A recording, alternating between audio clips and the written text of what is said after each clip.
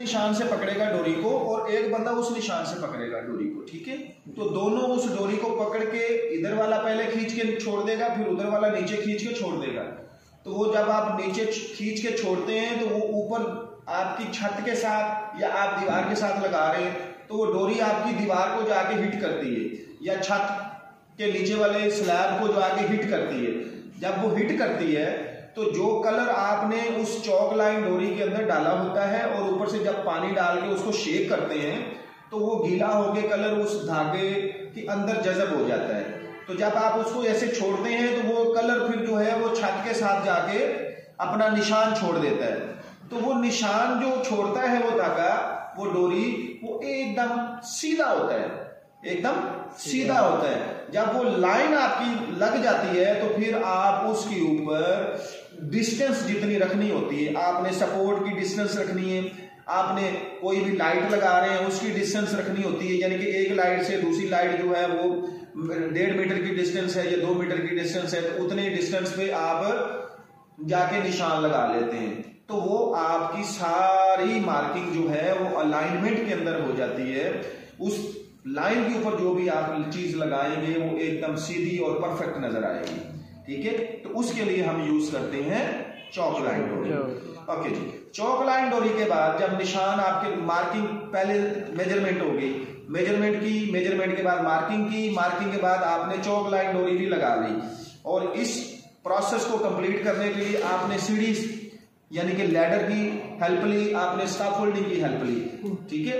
ये जो लैडर है या स्काफोल्डिंग है ये आपकी हेल्पिंग टूल्स हैं, इनके बगैर आप हाइट पे जाके काम नहीं कर सकते, ठीक है।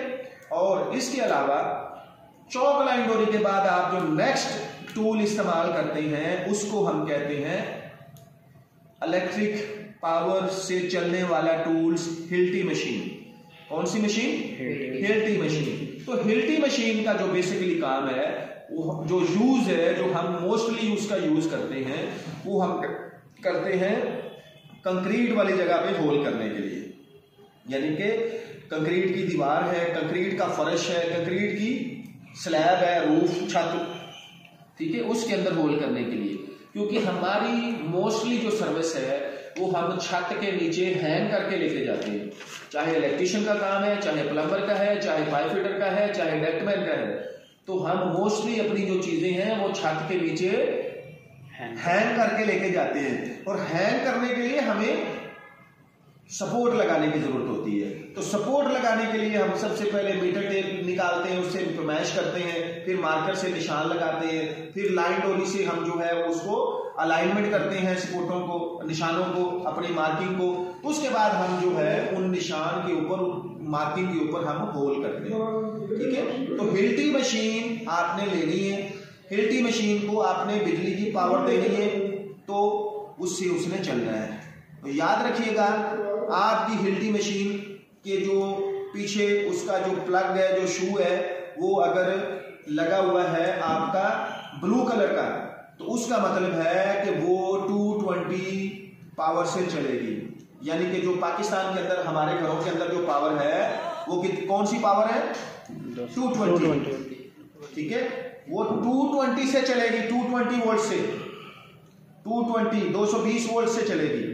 और अगर कोई टूल्स आप इस्तेमाल कर रहे हैं, कोई भी पावर टूल, और उसके पीछे जो आपकी वायर लगी है, वायर के आगे जो आपका प्लग है, उसका कलर अगर येलो है, उसका कलर अगर येलो है, पीले कलर का है, तो उसका मतलब है कि वो जो पावर टूल है आपका, वो आपका जो है वो 110 यानी कि 110 वोल्ट की पावर से चलेगा, ठीक है। कौन सी पावर से चलेगा? 110 यानी कि 110 की पावर से चलेगा। और अगर कोई पावर टूल आपका, मिसाल के तौर पे बड़ा जो पावर टूल्स है, मिसाल के तौर पे जैसे कोई जनरेटर है, कोई वेल्डिंग मशीन है, या कोई बड़ा टूल्स है, जैक हैमर वगैरह, इस तरह का कोई टूल्स है, और उसकी लीड वायर के साथ आपका रेड कलर का जो है वो प्लग या शू लगा हुआ है, तो वो याद रखिएगा वो आपकी 380 की पावर से चलेगा।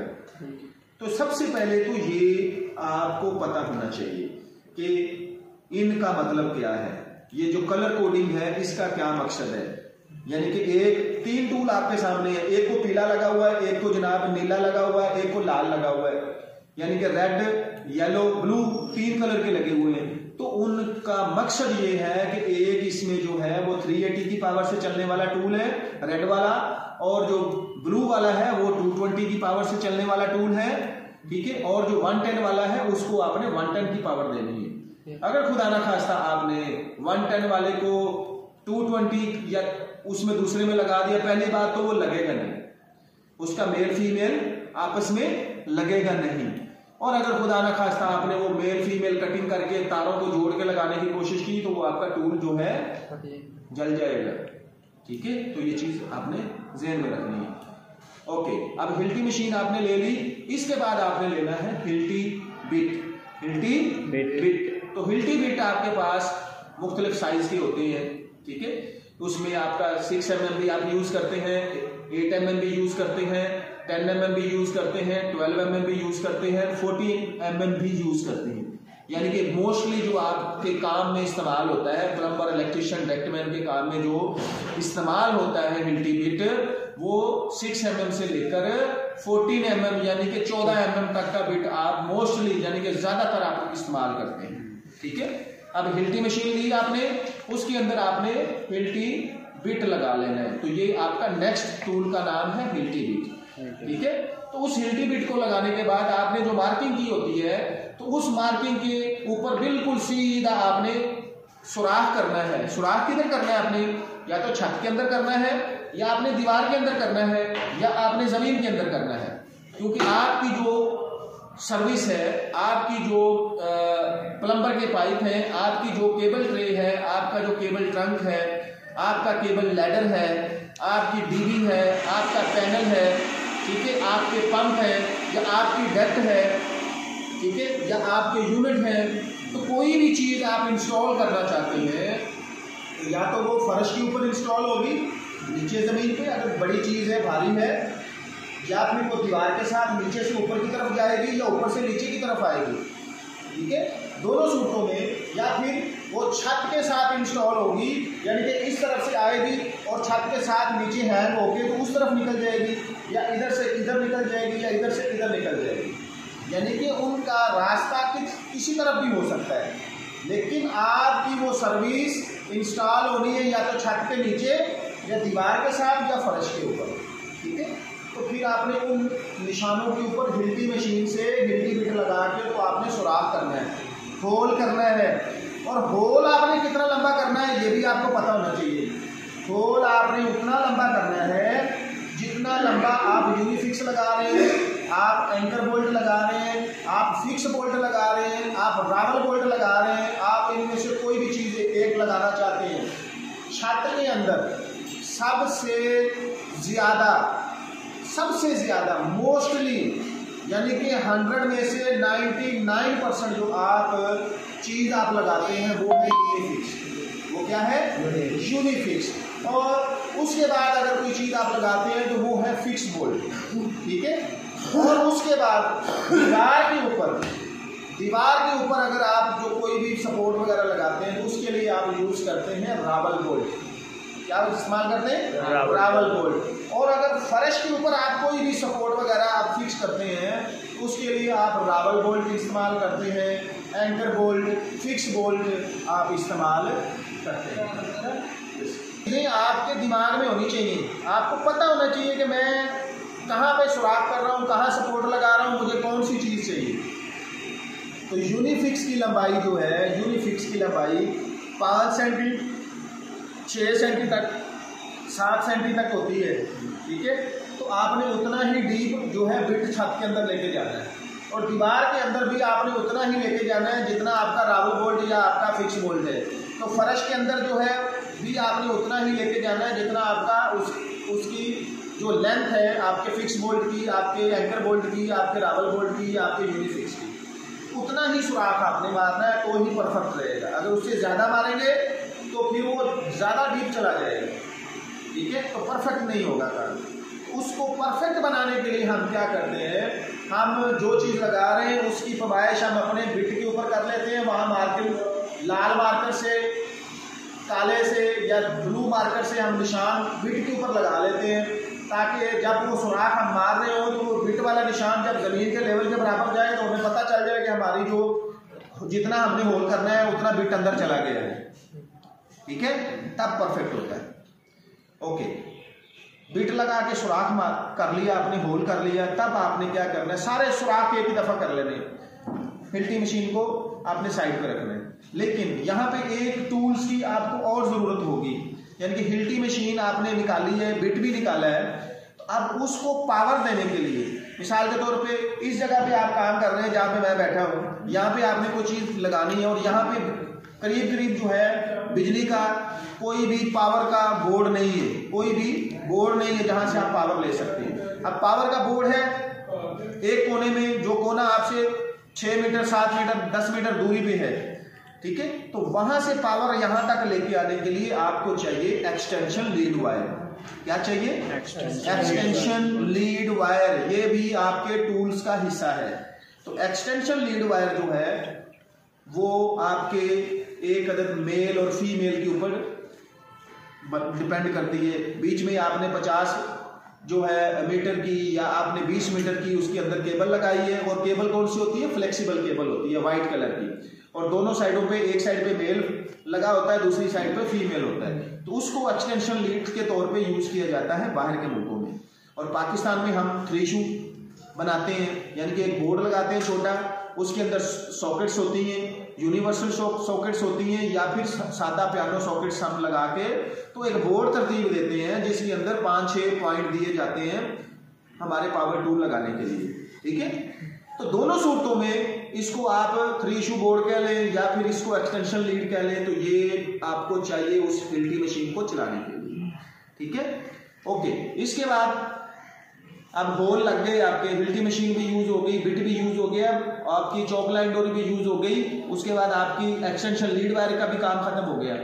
अब आपने क्या करना है, सुराख आपका लग गया है, अब उस सुराखों के अंदर आपने जो यूनिफिक्स डाला है, यूनिफिक्स आपने डाला है छत के अंदर, अब उस यूनिफिक्स की मजबूती किस चीज से होती है? उसके अंदर एक गोली होती है, एक गोली होती है यूनिफिक्स के अंदर, और यूनिफिक्स का जो फेस होता है हमारे पास इधर पड़ा है, आपको दिखाएंगे बाद में एक वीडियो के अंदर, कि उसके नीचे चूड़ी होती है, आधे हिस्से में चूड़ी होती है और आधा हिस्सा ऊपर से 4 हिस्सों में ऐसे कट लगा होता है और ऐसे कट, यानी कि प्लस जमा का निशान होता है बना हुआ, तो वो हाफ यहां तक कटा हुआ होता है। ठीक है, यानी कि ऊपर से वो 4 हिस्सों में बटा हुआ होता है। तो जो गोली होती है वो पहले किधर होती है? नीचे। ठीक है, और उस गोली को जब आपने उस होल के अंदर यूनिफिक्स को डाल देना है, उसके बाद आपने फिर वो टूल निकालना है जिससे आपने उस यूनिफिक्स को पंच करना है। तो उस टूल्स का नाम है होल पंच। उस टूल का क्या नाम है? होल पंच, या उसको हम यूनिफिक्स पंचर भी कहते हैं। ठीक है, यूनिफिक्स पंच भी कह सकते हैं उसको, क्योंकि उसने यूनिफिक्स पंच ही करना होता है और उसका काम नहीं है कोई।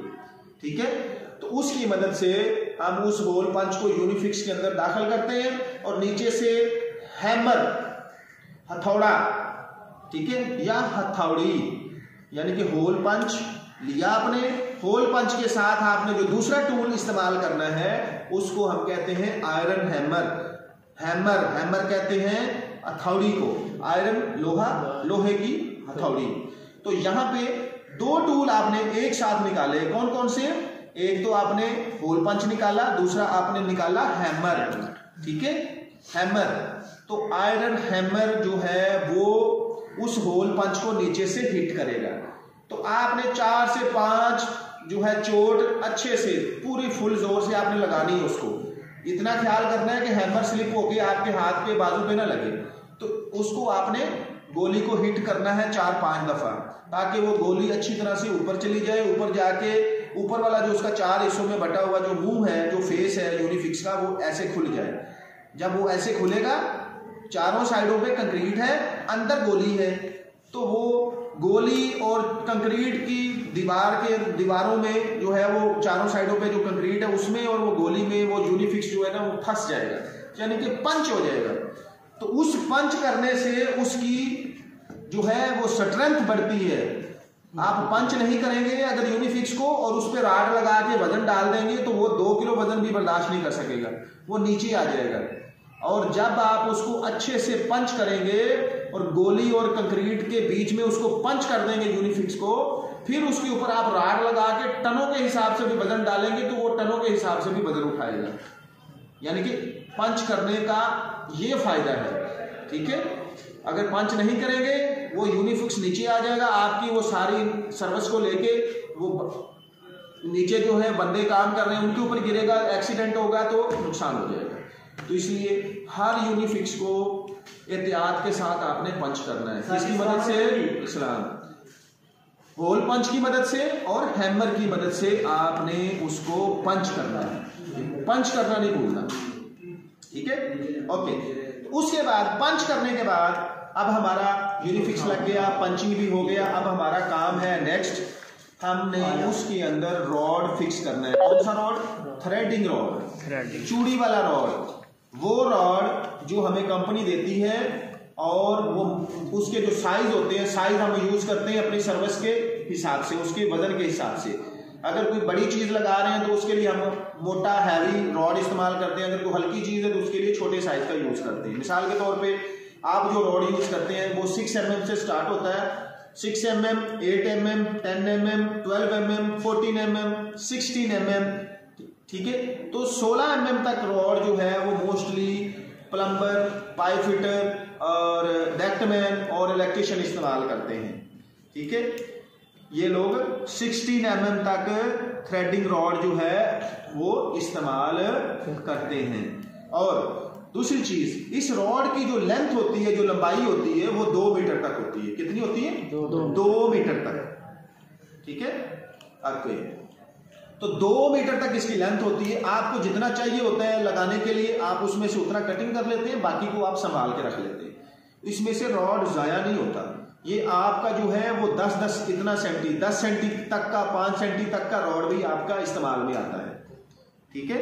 तो बाकी को आपने संभाल के रख लेना है। अब होल लग गया, यूनिफिक्स पंच हो गया, आपने रॉड लगाना है। रॉड लगाने से पहले आपने क्या करना है, उसका ऊपर वाला जो सिरा है ना रॉड का, उसके ऊपर एक नट लगाना है। आपने नट लगा के 6-7 सेंटी डाउन कर देना है उसको, और उसके ऊपर एक वाशर डाल देनी है।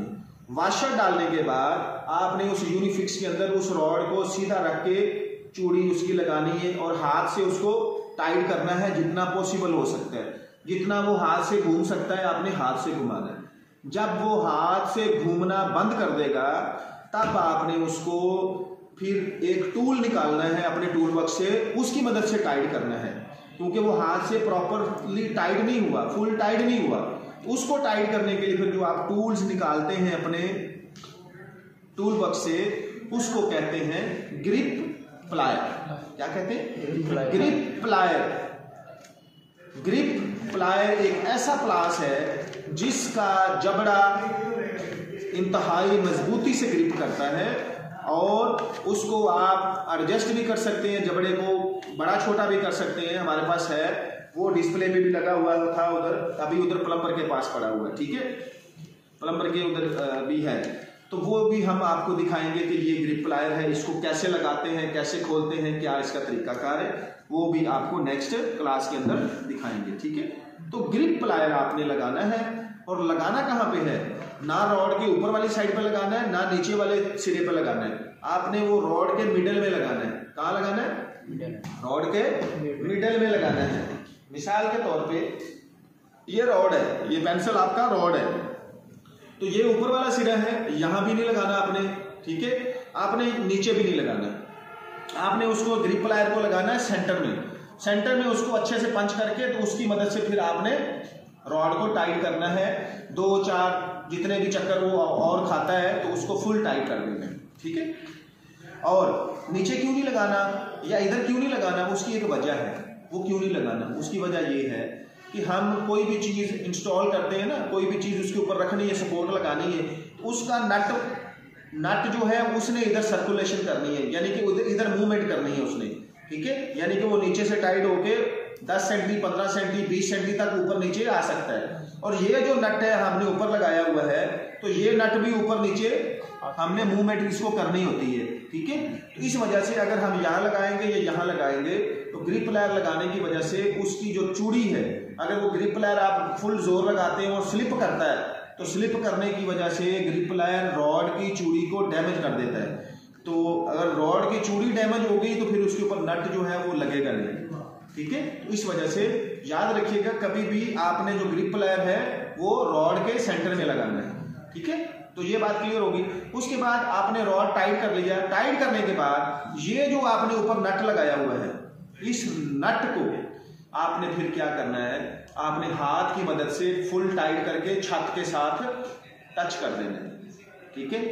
छत के साथ टच करने के बाद अब हाथ से जितना टाइट होता है आपने कर लिया। अब एक टूल आपने निकालना है टूल बॉक्स से, जिसकी मदद से आपने उस नट को फुली टाइट करना है, फुल, ठीक है, 100% टाइट करना है। उस टूल का नाम है स्पाइनर। तो स्पाइनर आपको जो है कंपनी पूरा स्पाइनर सेट देती है, जिसमें छोटी चाबी से लेके बड़ी चाबी तक 9-10 चाबियां होती हैं। चाबी हम अपनी जबान में कहते हैं, बाहर इसको कहते हैं स्पाइनर सेट, यानी कि स्पैनर का सेट, यानी कि चाबियों का सेट। चाबी पाने पाकिस्तान में बोले जाते हैं, बाहर इसको स्पैनर बोलते हैं। क्या बोलते हैं? स्पैनर बोलते हैं। तो स्पैनर जो है वो किस काम में हम इस्तेमाल करते हैं? किसी भी नट और किसी भी बोल्ट को टाइट करने के लिए, टाइट करने के लिए नट और बोल्ट को, किसको? नट और बोल्ट। बोल्ट इस तरह होता है और नट छोटा सा होता है जो इसके ऊपर चढ़ेगा, ठीक है। उसको टाइट करने और खोलने के लिए स्पैनर का इस्तेमाल होता है।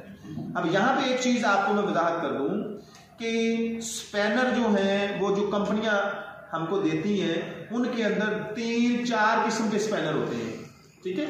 एक स्पैनर, उसका मुंह दोनों साइड से ओपन होता है, यानी कि उसके अंदर आप उंगली डालो, ऐसे उंगली बाहर हो जाएगी, ऐसे उंगली बाहर हो जाएगी।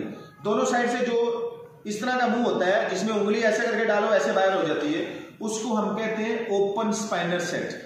ओपन स्पाइनर सेट यानी कि वो दोनों साइड से ओपन है, उसको हमने ऐसे करके डालना है, फिर टाइट करना है, ठीक है। और एक स्पाइनर होता है जिसका मुंह दोनों साइडों से गोल होता है, ठीक है, गोल होता है रिंग के जैसे, इधर भी कड़ा सा लगा, इधर भी कड़ा लगा हुआ है, ठीक है। तो वो जो स्पैनर होता है उसको कहते हैं ring spanner, ring spanner set, ठीक है। और एक स्पैनर सेट ऐसा आपको मिलता है जो एक साइड से ओपन होता है, दूसरी साइड से रिंग होता है, यानी कि एक साइड से ओपन, दूसरी साइड से गोल है, रिंग है, उसको कहते हैं ring and open combination spanner. यानी कि वो कॉम्बिनेशन स्पैनर होता है, किस चीज का कॉम्बिनेशन है? रिंग और ओपन का, ठीक है। यानी कि उनमें से आप दोनों में से कोई भी यूज कर सकते हैं। अब ओपन जो है वो इजीली किसी भी साइड से घुसाए तो वो नट के ऊपर चला जाता है। जो रिंग स्पैनर होता है उसको या आपने ऊपर से डालना है, ऐसे डालना है, या फिर नीचे से ऐसे करके डालना होता है। और उसको जब भी आपने निकालना है तो नीचे से ऐसे निकालना है, ऊपर से ऐसे निकालना है, ठीक है। जो ओपन होता है उसको तो आप इधर से निकालें, इधर से डालें, इधर से डालें, किसी साइड से भी आप निकाल सकते हैं। तो ये फर्क होता है इनके अंदर, ठीक है। ओके, दूसरी चीज, ये 3 किस्म के स्पैनर हो गए आपके, ओपन स्पैनर, रिंग स्पैनर और कॉम्बिनेशन स्पैनर। और एक स्पैनर और होता है हमारे टूल बॉक्स का हिस्सा जिसको हम रेचेड स्पाइनर सेट कहते हैं। कौन सा सेट कहते हैं? रेचेड स्पाइनर सेट कहते हैं, जो एक अदद हैंडल पे मुश्तमिल होता है और उसके आगे जो है एक बैरिंग होता है, उसके अंदर एक बैरिंग फिट होता है, जैसे गाड़ियों में बैरिंग होता है, व्हील बैरिंग होता है, और उसके ऊपर एक लॉक सिस्टम होता है, ठीक है। अगर आपने उसके साथ नट को खोलना है तो लॉक को आप एक साइड पे करेंगे, ठीक है, राइट साइड पे करेंगे। अगर आपने उसको खोलना है तो फिर आपको उसको लेफ्ट साइड पे लॉक को करेंगे, तो वो दोनों साइडों में मूवमेंट करता है और उसको हम स्पीड से काम खत्म करने के लिए इस्तेमाल करते हैं। यानी कि वो ऐसे करके बड़ी स्पीड से वो काम करता है, ठीक है, क्योंकि उसके अंदर बैरिंग होता है, तो वो आपको बार बार निकालना भी नहीं पड़ता, ठीक है, बार बार उसको निकालने और जो है लगाने की जरूरत नहीं है। जो ओपन स्पैनर होता है ना, उसको आप बार बार हर बार लगाते हैं, हर बार निकालते हैं, तो सबसे इजीली काम जो है वो रेचेड स्पाइनर से होता है, ठीक है। उसके बाद ओपन स्पाइनर से होता है, उसके बाद रिंग स्पाइनर से, ठीक है। रिंग स्पाइनर से डिफिकल्टी होती है थोड़ा टाइट करने के लिए, ठीक है। और ओके, तो वो जो रेचेड स्पाइनर सेट होता है उसको एक हैंडल या 2 हैंडल मिलते हैं आपको पूरे बॉक्स के अंदर, और उसके अंदर गोटियां जो है वो आपकी मुख्तलिफ साइज की 15-20 गोटियां उसके साथ मिलती है, उसको रैचेट स्पाइनर कहते हैं। और जो इसके अलावा जो 5वीं किस्म का जो आप पाने वगैरह इस्तेमाल करते हैं उसको कहते हैं टी पाना, यानी कि वो टी शक्ल में होता है बना हुआ, नीचे उसके गोटी जो है उसके साथ ही वेल्डिंग की होती है, ठीक है।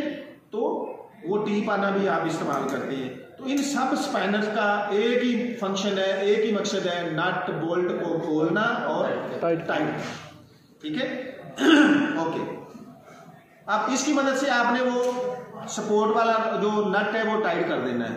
अब इसके बाद मैं एक चीज की वजाहत करूं कि एक टूल्स हमारे पास ऐसा होता है जिसको हम कहते हैं एलन की सेट।